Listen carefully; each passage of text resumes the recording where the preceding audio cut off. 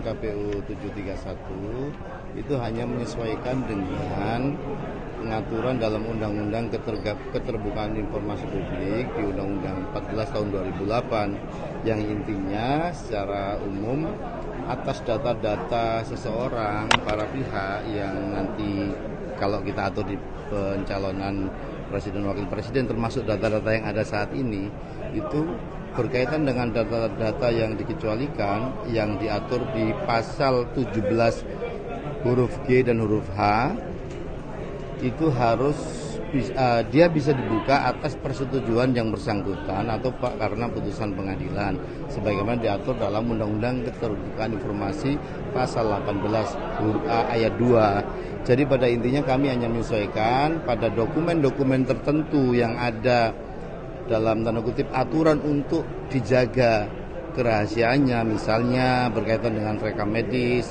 kemudian dokumen sekolah atau ijazah dan seterusnya itu ya yang bersangkutan yang harus diminta kemudian atau atas putusan pengadilan. Tapi apa sih dasarnya ketika KPU membuat keputusan 731 itu? Menyesuaikan Undang-Undang Keterbukaan Informasi Publik gitu ya. Tapi belakangan di media sosial dibilang kalau KPU membuat keputusan 731 ini dan tanda kutip untuk melindungi Presiden Joko Widodo.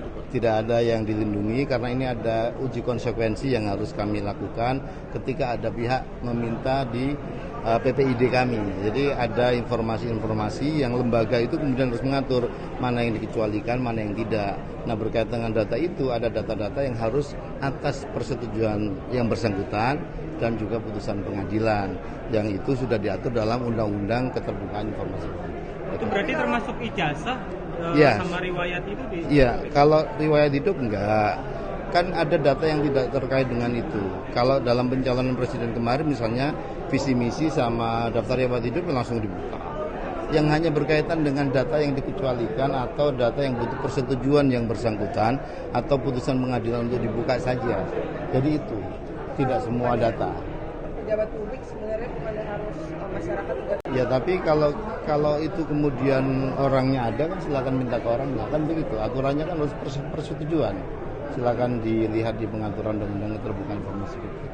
Jadi kami hanya melihat dan medomani Undang-Undang Keterbukaan Informasi Publik berkaitan dengan menyusun peraturan atau keputusan KPU berkaitan dengan data-data tersebut. Jadi bukan terkait karena Pak Jokowi tidak ada. Digugat ijazahnya masih tidak ada. Juga digugat ijazahnya gitu. Tidak ada. Ini berlaku untuk umum semua pengaturan data siapapun karena siapapun nanti juga bisa dimintakan datanya ke kami. Nah kami kan mengatur dokumen data yang di kami gitu. Sementara itu kan ada hal yang harus atas persetujuan dan juga karena putusan pengadilan. Demikian teman-teman, terima kasih. Dikip ya Pak, semuanya dikip gitu. Nanti memang tidak dikip. Anda boleh minta, tetapi ketika KPU harus memberikan ada prasyarat untuk data tertentu. Misalnya KTP kita itu kan ada NIK-nya, nggak boleh kita menyebar NIK seseorang kan begitu.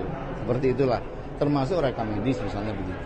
Ada yang spesifik di pengaturan Undang-Undang Keterbukaan Informasi Publik mana yang dianggap bisa harus di atas persetujuan dan tidak.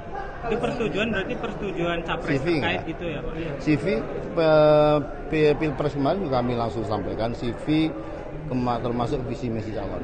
Silakan dilihat pada jejak-jejak pemilu kemarin. Berarti enggak? CV enggak.